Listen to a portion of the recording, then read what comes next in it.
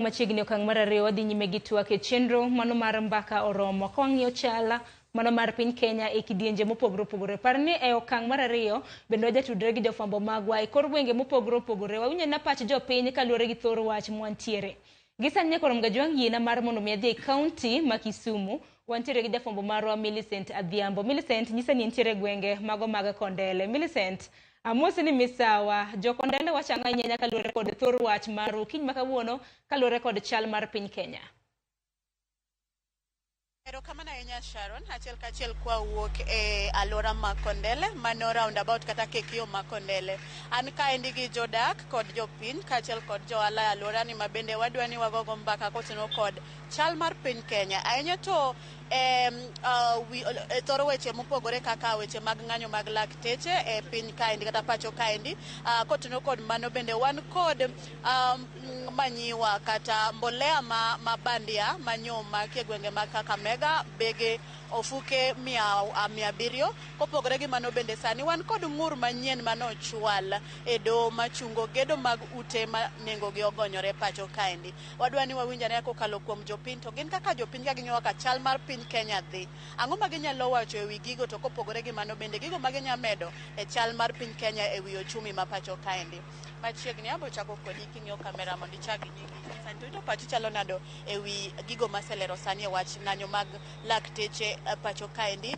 Kopogore gi mano, ofuke mag mbolea manyom make mabandi e gwenge mag Kakamega, kendo ng'ur manyien ma bende nochwal e doho machungo gedo mag ute mane ogonyore mong'ere kaka affordable house. Okay, kwa majina nikiongea hapa naitwa John Atuoto, kwa mkazi wa Kisumu hapa Kondele. Mimi ningetaka kusema hii mambo ya daktari kugoma. Daktari is the second god to us kwa sisi raia. Na kumicha, hii kazi si kazi ya kupetipeti. Lipa madaktari, kaeni chini muandike. Watu wanasafa hospitali hapa Russia hapa. People are very suffering very much sana. Sasa kaeni chini muandikiane, muagree, madaktari warudi kazini. Lipeni madaktari, hamu kuja kwa government kufikiri ni mcheza utoto. Hii ni kazi mlikuja kutufanyia. Tunataka mtufanyie kazi. Pay the doctors to go back to job. Because now people are suffering. Ukienda kwa hizo hospitali zote, watu wamejaa kabisa. Wanangoja huduma ya madaktari. Na daktari pia hawezi fanya kazi bure. Alienda kwa shule more than 5 years kusoma udaktari. So, nakumicha bana, hii si kazi ile ya baba yako ya IBC. We rudi huko. Ongea na madaktari, mkae chini, madaktari warudi kazi. Hii si kazi ya utoto. Nikiongea mambo ya fertilizer Kakamega, this is not the first time Kenya kuleta fertilizer fake. Hii ni serikali koba, serikali fake. Everything is fake. Na sisi wanatukimbiza hapa kunywa pombe na hao wanaleta vitu fake. Mbona wasianze na mbolea zao fake kwanza ndo wakuja kutufukuza mali kwa joint zetu. So serikali, kama unaweza unda mbolea fake, sasa nataka kuunda pombe fake, tunyonge hii watu wote wakufe waende huko. Affordable houses nikiongelea kama mimi mkazi hapa Manyata, siwezi enda kupanda kurenti nyumba huko usijui wapi niwache shamba yenye babangu alinipea ati naenda kuishi kwa affordable house. How affordable is it? If it is affordable, kuja nijengee yangu kwetu. Niishi vizuri pia mimi nijienjoy. Utanitoa mimi naishi slum, wao niende nilipe nyumba kwa shilingi 7,000 na mimi naishi bure. So affordable houses wewe jijengee na ujengee watu wa kwenyu. Sisi hatutaki hiyo vitu hiyo. Anigejenge lokalo kasogwar. Gimanya lo wach mar goma mar daktache. Adiera mkene ni daktari en Nyasaye mar ariyo. Kendo kata kanwa miyo sirikal ni telo, sirikal nowacho ni Kenya mbele. To sani waneno ka en gima timre na madiera wakene na kara Kenya ok mbele, tumbo ndio iko mbele. Koro wakwayo maber niya sirikal odonje okonja daktache, no daktache oyud kaka doketich mondo jopiny owe hinyre. Sani kidonjo kana Russia kae yudo ka ng'ato yano ninde bench mothonya ke bench kanyo nikech okoso chier. Koro wakwayo kwa sirikal odonje wachno mondo mi wang'i kaka jopiny yudo konyruok. Wach fertilizer momak mabande tapa Kenya moninde pache.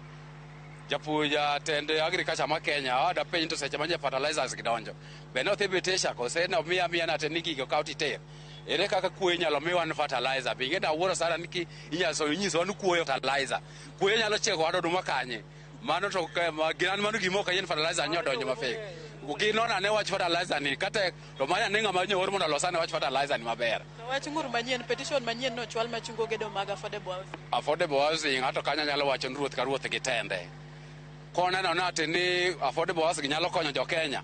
To to ng'i jo Kenya madhier kaka dhierni to konyal kawo ja middle class ne modo meloso ne affordable house ng'ama nyalo chopo mager ode moro kamoro nyalo nyiewo magero kata od ma 10 million ne miloso keto na tena affordable house idhi mi ken affordable house to mi a common man mwananchi mauso kitungu mauso sukuma mauso magongware ni mo kawo mi affordable house no to kawo ng'ato Arana nchuma no chungi no ben keje wadozi makao gigo. Ero kama na nyanga machielo mana mapio pio chagi nyingi.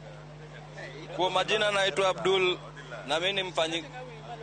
Kwa majina naitwa Abdul, mimi ni mfanyikazi hapa Kondele. Kwa mnyinga ilungoni Abdul atio ndarakae ma 44 anmkaji makondele ka. Awato ni watu mara fertilizer mabandi ane. Okber nikech mondi fertilizer ketho cham. Fertilizer makoba muni umio wano ose ketho nwa cham. Onge kata gima konyowa. Ingapendo ni ng'ama manager mar farm obedo nango. Gigo nodonjo nango kin kure.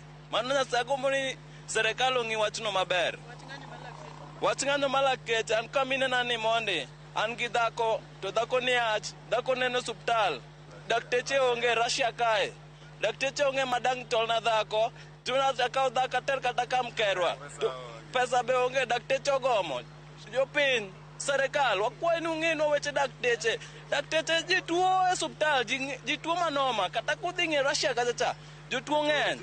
Mondi an dhako chiega yach e suptal, akia kaka botimore. Akwani Ruto lose wachno. Affordable housing anayeno ochung' nikech an mondi, anadak e slum, anadak e od mabati mar 2,000. Onge kaka dang' abukra ni adhi adak e od mar siling 50 per month. Mana chulo atio ne ng'aya wade uturo aya. Amio landlord. Ero uru kamano. An nilonga ni Washington Ochieng. Ana aja kaji makondele kae. Atie route 44 kae. An dekteje okonengo ng'any. Kech ka ging'anyo to wahinyre. Kwanza ana nigi jatuo malich. An gi jotuo ma yani an gi jotuo minwa tuo.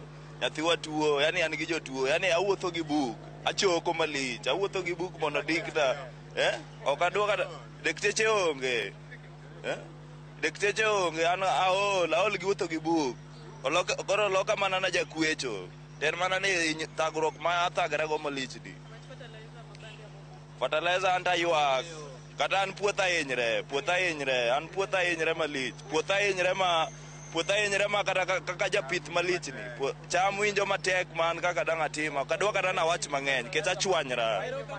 Ng'ama chielo mana mapio pio wawuoye chal mar piny Kenya, mana mapio watieko ng'ama chielo. Mana kamano Sharon, mano paro mopogore opogore kawuok kuom jodak ma Kondele kaendi kata johala ka bende giywak ni ng'anyo mar lakteche ok owinjo beni dhi nyime ka giwacho ni laktar chalo kaka Nyasaye mar ariyo makonyo oganda. Iwinjo ka nitie jogo manigi jogo matuo to kata kaka inyalo konygi kuonde thieth go onge. Bende gipenjo jatend migawo mochung' ne weche mag pur kod pith pacho kaendi wach mag mbolea mabandia manyom make gwenge ma Kakamega ni to seche manegi gidonjo pacho kaendi ne en kanye.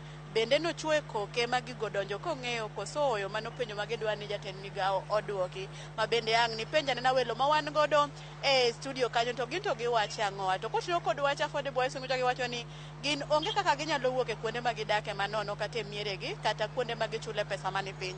To gidhi chako chulo pesa e ute mogerne ni kiwacho ni gin ute manengo gi ogonyore. Ka ok kamano to gie thuolo ni endi aduogo ni e studio mondo wambe waring wamed luwo weche wamedo tucho e county ma Kisumu kaendi ma bende yang warad gode seche mag migago ang'ich welo ka gikacha kodo imore. Ka ok kamano Sharon aduoko ni e studio an kuomi mondo idhi nyime kod thor wach ma wan godo ma bende en chal mar piny Kenya. Sharon erokamano ahinya Millicent, awinji maber kendo penjo ni no kotenre kod mbolea mabandia abro bedo ka chwalo ne welo mantiere e studio jo Kisumu wasinjo pachgi kaluwore kod chala mano mar piny Kenya. Millicent, erokamano ahinya. Na koronga juang aduki studio wadhi